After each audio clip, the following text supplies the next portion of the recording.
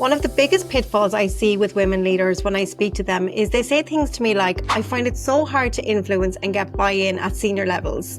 Can you relate to that? If you can, in this week's episode of the 360 Leadership Podcast, I am sharing 4 proven high-impact actionable tips that you can literally implement today to improve your leadership, to gain respect, and to be able to increase your contribution. If that sounds like something you want, stay tuned to the podcast. Hello there, and welcome back to another episode of the 360 Leadership Podcast. I am Lucy Gernon, and today I'm sharing something that I'm very, very passionate about. So first, let me just start by asking you, did you know that according to McKinsey, women in leadership are 1.5 times more likely to have their judgment questioned in their area of expertise than their male counterparts? And that statistic literally stopped me in my tracks when I first read it. I was chatting to a brilliant client last month. She is a senior director in a pharmaceutical company, and she told me something that might sound familiar to you. Let me see if you can relate to this. So this particular lady said to me, she was like, Lucy, I have so many great ideas, and sometimes I just feel like I'm not listened to. I'm trying to influence this room full of dominant male leaders. She is one of the only women in the room, and they just seem like they're just not on her agenda, right? They're just like, they're not listening to her. She's come to our coaching call. She tried all the strategies to actually influence them. And, you know, I'm all about self-leadership and not blaming other people. She tried everything. She's been working with me for ages. And so she came to one of our 360 Leaders Club coaching calls, and I asked her a question, and I said, do you think that it's actually the fact that they're not listening, or is it that your ego is hurt because they're not listening? Like, what's more important to you? And she told me that that question stopped her in her tracks, which is what I love about this particular lady. She's actually, now I'm saying, I said she's a director. She's not. She's actually more senior than that. And she said it stopped her in her tracks because I made her think, right? So that's what I love to do. I love to try to challenge you, because sometimes we are blaming other people when a lot of the time it is actually coming from our own ego, the reason that we're getting upset and frustrated about things. And that's totally normal, guys. Like, I'm the same. Sometimes I want you to know that I'm exactly the same. Even though I'm an executive coach and I have all these awards and all these clients and all this experience in pharma and psychology, like, hello, like, without my tools, I would not be able to survive. So basically, what I want you to know is that after 17 years of working in corporate leadership, and now as an executive coach working with women leaders, I've seen this pattern play out again and again, where women are not being listened to, or you don't necessarily have the tools to be able to really influence. And sometimes it doesn't happen immediately as well. So today, though, I am going to share 4 high impact tips specifically for women directors and VPs and executives in male dominated fields who want to gain real influence and get real buy-in at senior levels without working yourself into the ground or pretending to be somebody that you're not, which is worse. And as a mom of 3 who's navigated these waters myself, I do know deeply what it feels like to be stretched thin. And then you're trying to make an impact too. And that's exactly why these strategies focus on working smarter, not harder. And so before I get into today's episode, I just want to say one thing, is that the doors to 360 Leaders Club, my membership, I'm getting so many messages since our last promotional campaign when we opened the doors about when we're opening up spots again, etc., etc. And I want you to know that the membership has grown rapidly, guys. Like, my little 360 Leaders Club, like, we have almost 50 members in now, and I'm capping it at 100. We have a really strong retention rate, and we have grown 40% since last year. When I get to my 100 members, that is it. Nobody will ever get in unless the spot opens up. So we're looking at capacity increases now as to how we can actually serve that number of members, which is so, so exciting, because I still want to always maintain the intimacy. But with that being said, if you're a podcast listener and you are not on my 360 Leaders Club waitlist, I invite you to just jump on it, because you'll be first to know when the spot opens up. And we always give you some extra bonuses on the waitlist too. So to get in the waitlist, you just have to go to 360leadersclub.com/waitlist and pop your name down. Okay, now let's get into what we're going to talk about today, which is getting that buy-in. Let's be honest. The path to influence really does look different for women in male-dominated fields like STEM, financial services, FMCG, and law. This is a lot of women that I work with, and it's not just my observation, right? Because we have a lot of data that actually backs that up. There was a really fascinating study from Yale University that showed that both men and women are more likely to credit men for successful outcomes and ideas, even when the contributions are identical. So I'm going to say that again. This study from Yale showed that both men and women are likely to credit men for successful outcomes and ideas, even when the contributions are identical. Like, I remember in my own corporate career sitting in meetings where I'd make a suggestion that would only be met with silence, only to have a male colleague make the exact same point 10 minutes later to rounds of, oh my God, brilliant idea. Let's take that. Let's go do this. But here's the good news. Once you understand these dynamics, you can completely transform how your expertise is actually received. And side note, it is absolutely not about changing who you are or masking or conforming to a certain way of leadership. It's about owning your brilliance, and it's about strategically positioning your idea in a way that lands with your audience. So I'm going to get into the tips. The first tip is about shifting from likability to strategic clarity. The second tip is about designing your communication for the executive mind. The third tip is to create credibility echoes, which we'll talk about later. The fourth is about leverage strategic thinking time and how to do it. And then finally, I'm going to talk about at the end how you can move forward with this. Does that sound good? Okay. So tip number one, it's all about shifting from likability to strategic clarity. Now, the first tip might feel a little bit uncomfortable initially, but honestly, it's been transformative for my clients. It's stop prioritizing being liked over being heard.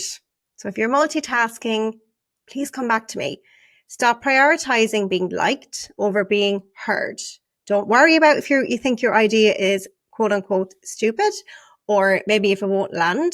You have got to try, and that you will never know. Okay. It's not failure if your idea is rejected. It just might mean it's the wrong time. Now, early in my career, when I was the only woman running a quality department in my very first job, I've told you guys this before, I was made quality manager over in a meat factory, like a large enough. There was a couple of hundred people. We had a huge audit, and I was literally just 21 years old. That was my second leadership kind of role. Before that, I was actually leading teams in fast food restaurants and bars. So I always led teams. But this particular time, it was a lot of men, right? I was working in a meat factory, for God's sake, right? It was literally so male dominated. There was a lot of chauvinistic ones as well.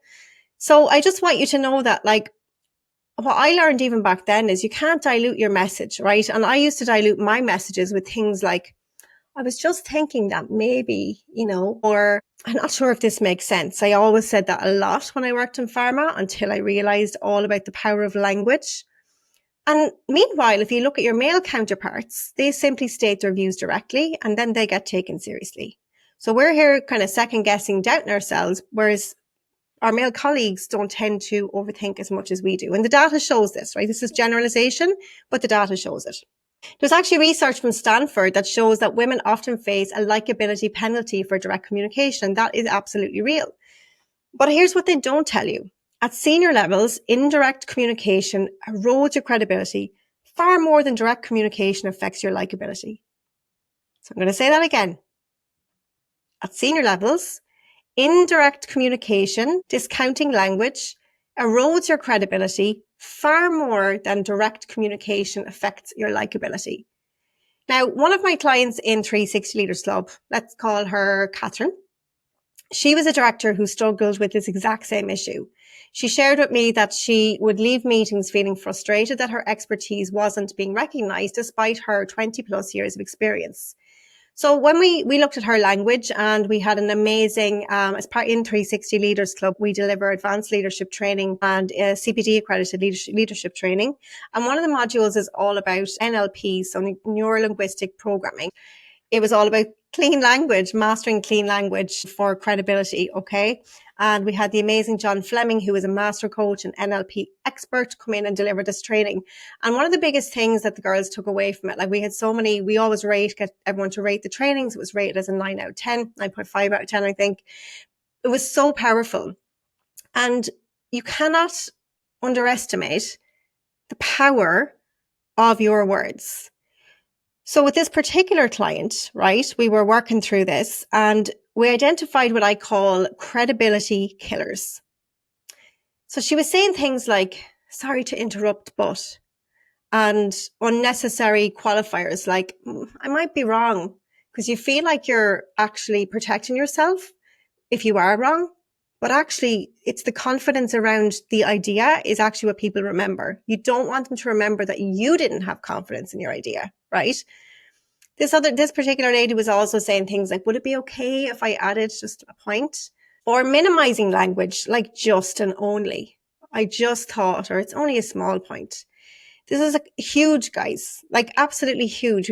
Just become super aware if you start hearing yourself using disqualifying language to really double down and get rid of those words. Just take a breath if you have to. Okay. Now, within a couple of weeks, literally, she didn't even realize she was doing it. And she sent me a message to say that her CFO had approached her after her meeting to say how impressed he was with her new confidence. Now, nothing had changed about her expertise, just how she presented it. And side note, this particular CFO was one of those stakeholders she was kind of having trouble influencing and kind of, did you hear me? Kind of, did you catch that? That's discounting. Okay. She was having issues with him and the relationship because he built more trust in her because of her confidence in her communication. The second tip is to design your communication for the executive mind. Now, as a busy mom running my own business, I'm dealing with executives all the time with my clients and also in the corporate space as well. I've become really fascinated with cognitive efficiency and how we can actually achieve more impact with less effort. And this next tip is all about that. So if you think about senior leaders for a moment that you admire, research actually shows that they make an average. Your mind is going to be blown, guys. How many decisions do executives make in a day? 35,000 decisions, okay? And their cognitive bandwidth is precious currency. Yet I see brilliant directors and VPs presenting their ideas as if they had unlimited time and attention, starting with the background and the context, slowly building to conclusions and burying their key points in detailed explanations. One of the most powerful shifts you can make is to design your communication specifically for the executive mind.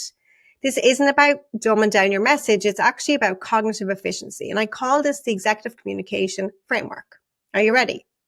Number one, lead with your conclusion or recommendation. We want to have an executive summary at the start of everything.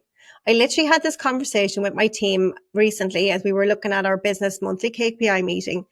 I was getting overloaded with information and I really couldn't ascertain what the actions were, who the owners were, what the problem was, like how the impact. So I actually went to ChatGPT with our slides and I asked it to be a top presentation coach. And I asked it to analyze what my team had prepared and help me to draw out the conclusions. And I wanted to do this as a learning for my team so they could understand how to present data to me in a way that understands. Now, every leader is different. I'm a give me the big picture and I'll ask for more detail kind of gal. And then you do have other leaders, maybe in say, for example, a CFO role, for example, or a really finance orientated CEO might be the same. So you've got to know the communication style, but typically you always start with the bottom line first and work your way backwards. And that way you're answering their question up front and then you're filling in the blanks. Okay. So that's one tip that I would absolutely say is number one, you lead with your conclusion or recommendation.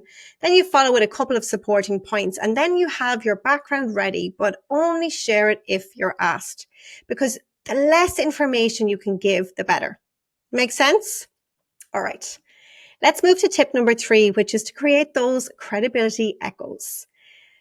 Now, this is addressing something that I personally found super frustrating in my corporate career, where my ideas attributed to others or simply forgotten. And research from Harvard shows that women receive 37% less credit for collaborative work and spoken contributions. And that's not a small gap. And I see this playing out all of the time.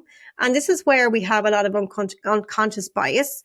It's usually not malicious, but it happens. And a lot of it is because of how we are communicating. I see this play out in 360 all the time. Women sharing brilliant ideas, telling me that they somehow get attributed to their male counterparts, and it's just not good. Okay. So what we want to create what I call credibility echoes. And here's how it works. Are you ready?